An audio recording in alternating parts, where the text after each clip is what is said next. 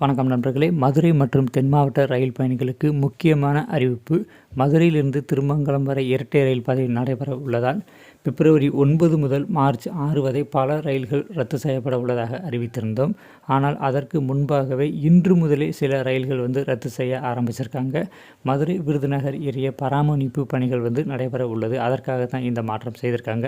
எந்தெந்த ரயில்கள் முழுவதும் ரத்து செய்யப்படுகிறது, பகுதியாக ரத்து செய்யப்படுகிறது, வழி மாற்றி இயக்கப்பட உள்ளது, சில ரயில்கள் நேரம் மாற்றி இயக்கப்பட உள்ளது. அந்த ரயில்களோட விவரம் இந்த வீடியோவில் பார்க்க போகிறோம். மதுரை வரும் பயணிகள் கண்டிப்பாக இதை தெரிந்து கொண்டு வருவது நல்லது.